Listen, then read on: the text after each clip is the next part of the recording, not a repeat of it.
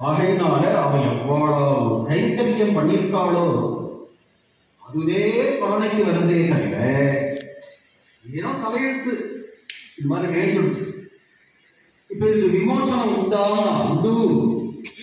விமோச்சனம் உண்டு. எப்ப உண்டுன்னா ராமர் வந்தா உண்டு. பதிதபாவன சீதா ராமர் இதுதான் இதுமே பதிதனா போனவனையும் காப்பாற்றக்கூடியவன். ஆகையினால ராமர் வந்தா விமோச்சனம் உண்டு. ஆனா ராமர் வர காலம் எப்பவோ தெரியல. இவளை இப்படியே விட்டுட்டு போயிடலாமேன்னா உத்தர மண்டலத்தில் இல்ல, அவளை அப்படியே விட்டுட்டு போயிடலாமேன்னா விடலாம்.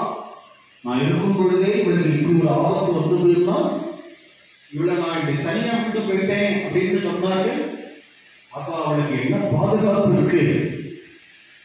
ஆகையினால அவளுக்கு ஒரு பாதுகாப்பு ஏற்படுத்திட்டு போகணும் அப்படின்னு அவள் மனசுல தோணித்து, ஆகையினால அவளுக்கு ஒரு பாதுகாப்பு ஏற்படுத்தணும் அப்படிங்கிறதுக்காக அவளை பார்த்து சபிச்சார். ரிஷிகள்லாம் சபிக்க பார்த்தா சபிக்கிற மாதிரி தோணும். சாபோமே அனுகிரகத்தாயேடம் பாகவத்துல இருக்கு அந்த வாக்கியம். இங்க என்ன சபிச்சது என்ன அனுகிரகம் பண்ணிருக்கேன்னு இப்பதான் தோன்றது அப்படின்னு ஒருத்தன் சொல்றான் பாகவத்துல. அது மாதிரி இந்த அகல்யை பார்த்து அதிருஷ்யார்த்தம் பவிஷ்யசி, யார் கண்ணிலையும் தெரியாமல் போக கடவுது. இதுதான் அகல்யைக்கு அவர் விட்ட சாபம்.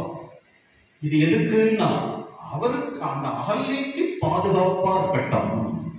அகல்யை இங்கதான் இருக்கான்னு பார்த்தா தெரியாது. இங்க இருக்காடா அங்க இருக்காடா அங்க இருக்காடா யாருக்குமே தெரியாது. அப்போ அது அவளுக்கு அது பாதுகாப்பு. அவன் தபசுக்கு போயிட்டார்.